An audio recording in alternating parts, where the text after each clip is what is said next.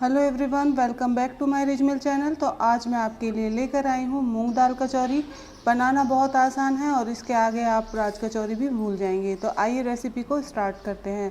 तो सबसे पहले मैंने यहाँ मूंग दाल ली है, एक बड़ी कटोरी मैंने मूंग दाल ली है और ओवरनाइट के लिए इसे भिगो कर रख दिया था। नेक्स्ट डे इसे अच्छे से वॉश कर लेंगे और इस तरीके से छन्नी में रख देंगे ताकि इसका जो एक्स्ट्रा पानी है वो निकल जाए। तो जब तक हमारे दाल से पानी अलग हो रहा है, हम थोड़ा सा मसाला तैयार कर लेते हैं। तो उसके लिए मैंने यहाँ 2 चम्मच के करीब जीरा डाला है, 2 चम्मच ही मैंने साबुत धनिया लिया है और थोड़ी सी काली मिर्च ली है। इन सभी को पीस लेना है। तो इस तरीके से ज़्यादा बारीक मैंने नहीं पीसा है, दरदरा पाउडर हमें चाहिए। तो इस तरीके से हमने इसे पीस के एक साइड में रख लिया है। अब आती है दाल की बारी। तो इसे भी बारीक नहीं पीसना है, बस मोटा मोटा हमें इसे पीसना है। तो इस चीज़ का आप ध्यान रखिएगा, बिल्कुल बारीक पेस्ट मत बनाइएगा। पानी बिल्कुल भी नहीं डालना है। तो मैंने यहाँ दाल भी पीस के रख लिया। आप यहाँ देख सकती हैं प्रॉपर तरीके से दाल हमारी नहीं पीसी है, कुछ कुछ दाने भी आपको नज़र आ रहे होंगे। तो इस तरीके का टेक्सचर हमें दाल का चाहिए। और एक पैन हम रखेंगे गैस के ऊपर। यहाँ मैंने सरसों का तेल लिया है, तो 1.5 कड़छी के करीब मैंने सरसों का ऑयल लिया है और इसमें हम थोड़ा सा लहसुन डालेंगे। 10-12 कलियाँ मैंने लहसुन की क्रश कर ली हैं और यहाँ डाल देंगे। जब लहसुन अच्छे से भुन जाएगा तो यहाँ मैंने डाली है उसी कड़छी से, जिस कड़छी से मैंने ऑयल लिया है, 1 कड़छी के करीब बेसन और इसे हम अच्छे से भून लेंगे। यहाँ पर आप गैस की फ्लेम को लो कर दीजिए और इसे धीमी आंच पर पकाइएगा। थोड़ी देर पकाने के बाद जब आपको लगे कि बेसन का कलर हल्का सा चेंज हो गया है, तो उस टाइम पर हम यहाँ डाल देंगे मूंग दाल और इसे अच्छे से मिला लेंगे। जैसे जैसे हमारी दाल इसमें मिक्स होगी, ये सारा ऑयल अब्जॉर्ब कर लेगी और एकदम ड्राई हो जाएगी। तो इसे लगातार चलाते हुए पकाते रहें। तो इससे हमारी दाल का जो कच्चापन है वो भी निकल जाएगा और आप देखोगे कि जैसे जैसे हम इसे पकाएंगे इसका टेक्सचर भी चेंज होने लगेगा। तो अभी हमें इसे पकाते रहना है।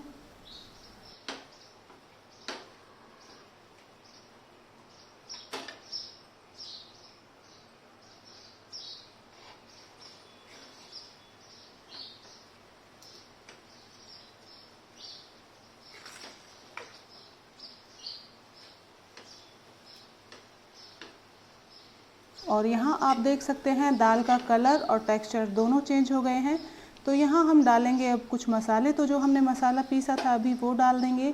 अब हम यहाँ 1 छोटा चम्मच डालेंगे लाल मिर्च पाउडर, आधा छोटा चम्मच हल्दी पाउडर, थोड़ा सा चाट मसाला, नमक स्वाद अनुसार डाल देना है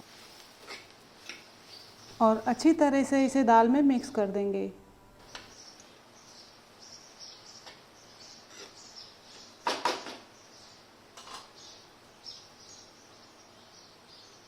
मैंने यहाँ थोड़ा सा अमचूर पाउडर और हींग भी मिलाई है। मैं इन दोनों चीज़ों को भूल गई थी, तो एक बार अच्छे से फिर से मिक्स किया है। तो अब कचौरी के लिए हम आटा बना लेते हैं। तो उसके लिए मैंने 2 बड़ी कटोरी मैदा ली है। नमक डाल दीजिए स्वाद अनुसार और थोड़ा थोड़ा करके हम यहाँ डालेंगे देसी घी। तो यहाँ मैंने अंदाजे से घी लिया है, यानी कि आधे से 1 कप के करीब घी होगा। ये जो चाय पीने वाला कप है वो मैंने लिया है और थोड़ा थोड़ा घी डाल के इस तरीके से दोनों हाथों से हम आटे को मलेंगे ताकि अच्छे से घी हमारा सारे आटे में अब्जॉर्ब हो जाए। और जब आप इस तरीके से मुट्ठी बांधे तो हल्की सी मुट्ठी बंधनी चाहिए। तो आप यहाँ देख सकते हैं हमने मोयन लगा दिया है। अब थोड़ा थोड़ा पानी करके एक सॉफ्ट डो बना लेंगे। ज़्यादा टाइट भी नहीं रखना है डो को और ज़्यादा सॉफ्ट भी नहीं बनाएंगे, मतलब नॉर्मल सा जैसे रोटी के लिए बनाते हैं उस तरीके का हमें डो लगाना है। तो ये लीजिए हमारा डो भी बन के तैयार हो गया है। और ये देखिए मैंने इसे ज़्यादा टाइट नहीं बनाया है, इस तरीके का डो हमें बना लेना है। और अब हम इसे ढक कर रख देंगे। डो को रखे हुए 5 मिनट हो गए हैं और आप ये देखिए तो डो बिल्कुल प्रॉपर तरीके से तैयार हो गया है। आप यहाँ देख सकते हैं बिल्कुल स्मूथ हमारा डो बन के तैयार हुआ है। तो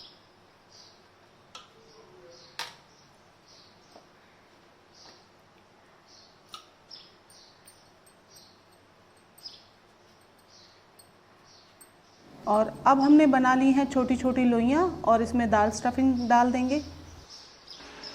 तो यहाँ से आप वीडियो को ध्यान से देखिएगा कि मैंने किस तरीके से दाल की स्टफिंग इसमें डाली है और किस तरीके से इसे बेला है। तो अगर आप ये रेसिपी ट्राई करेंगे बिल्कुल भी फेल नहीं होंगे, बहुत ही अच्छी सी आप दाल कचौरी बना के तैयार करेंगे और सच में बहुत ही फूली फूली बनेंगी।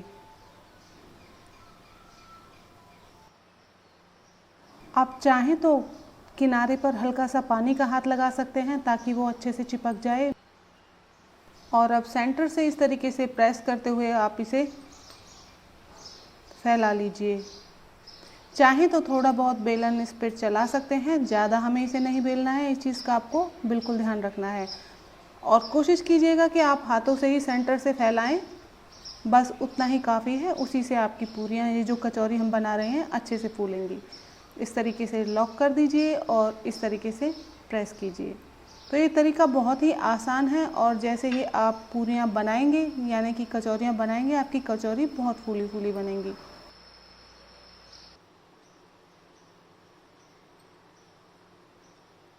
तो मैं आपको एक बार फिर से बता दूं कि प्रेस करते हुए हमें पूरियों को फैला लेना है। सेंटर से प्रेस करते जाएंगे ताकि दाल हमारी अच्छे से फैल जाए। तो ये देखिए, इस तरीके से पूरियाँ आप बना लीजिए। अब यहाँ मैंने सरसों के तेल को अच्छे से गर्म होने दिया है और गैस की फ्लेम को फिर धीमा कर लिया है। उसके बाद यहाँ एक एक कचौरी डाल दी है। जितनी फ्राई पैन या जो भी कढ़ाई आप ले रहे हैं उसमें आए उतनी ही कचौरियाँ हमें यहाँ डाल देनी है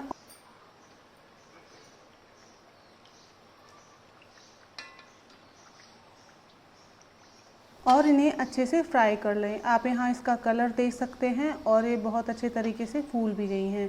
तो अगर एक आध नहीं भी फूलती है तो कोई बात नहीं है, बाकी पॉसिबिलिटी ये है कि आपकी सारी कचौरियाँ फूल जाएंगी। अगर थोड़ा बहुत इनका मुंह खुलता भी है, ये थोड़ी बहुत फट भी जाती हैं, तो भी इनसे जो दाल हमने भरी है वो बाहर नहीं निकलेगी। बिल्कुल आप आसानी के साथ इन्हें बना सकते हैं।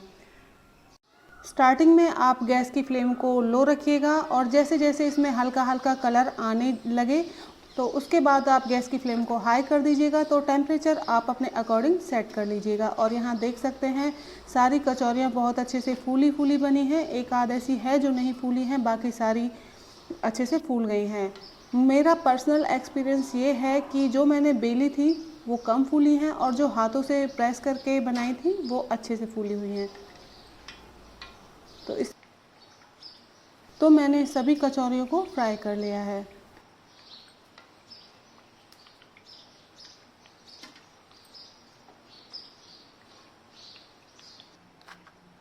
और अब आती है सर्व करने की बारी। तो यहाँ एक कचौरी को रखा है प्लेट में, उसके ऊपर मैंने मीठी दही डाली है। दही में मैंने नमक और चीनी दोनों डाल के रखी हैं। थोड़ा सा भुना जीरा भी आप डाल सकते हैं। इमली की खट्टी मीठी चटनी और साथ में लहसुन की चटपटी चटनी डाली है। आप ये मूंग दाल कचौरी इस तरीके से खाकर देखिएगा और मुझे कमेंट में बताइएगा। और चाहे तो आप आलू की सब्ज़ी भी इसके साथ सर्व कर सकते हैं। तो आज की वीडियो कैसी लगी मुझे कमेंट करके ज़रूर बताया करें और प्लीज़ लाइक शेयर सब्सक्राइब करें अगर आपको थोड़ी सी भी वीडियो पसंद आई हो तो फिर मुलाकात होती है नेक्स्ट वीडियो में नई रेसिपी के साथ। तब तक के लिए बाय बाय।